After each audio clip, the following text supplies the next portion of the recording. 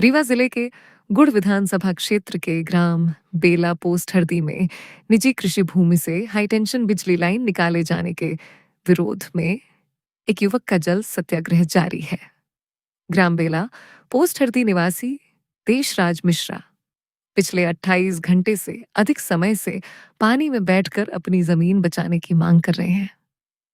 देशराज मिश्रा का आरोप है कि अदानी कंपनी द्वारा उनकी कृषि भूमि से हाईटेंशन लाइन निकाली जा रही है।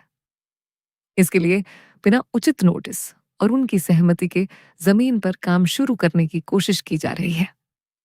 युवक का कहना है कि जब उन्होंने मौके पर चल रहे खनन कार्य का विरोध किया तो उन्हें धमकियां दी गईं।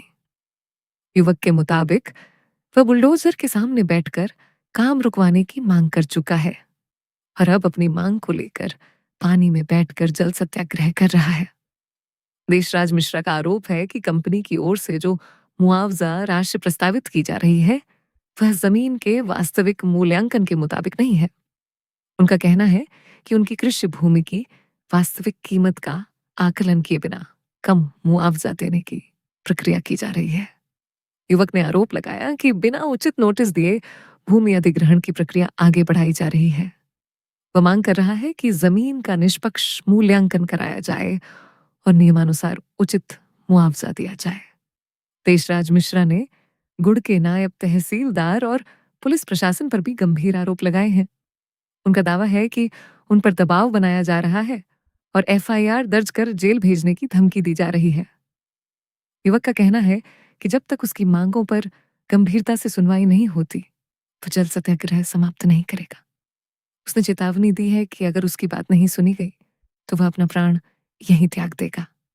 अब देखना होगा कि प्रशासन इस मामले में क्या कदम उठाता है और जमीन मुआवजा तथा हाईटेंशन लाइन को लेकर युवक की शिकायत का किस तरह निराकरण किया जाता है।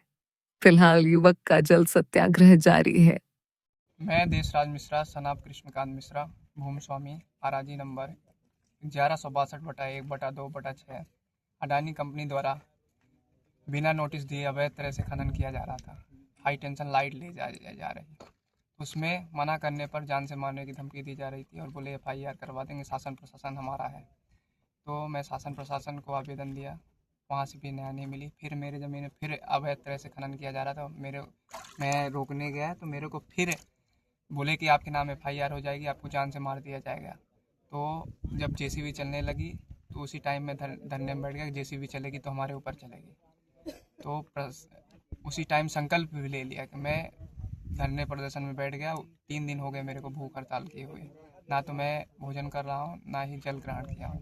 शासन प्रशासन से मेरी यही मांग है कि मेरे को न्याय दिया जाए। न्याय नहीं मिलेगा मैं आत्मदाह कर लूँगा और इसकी जिम्मेदार होगी शासन प्रशासन।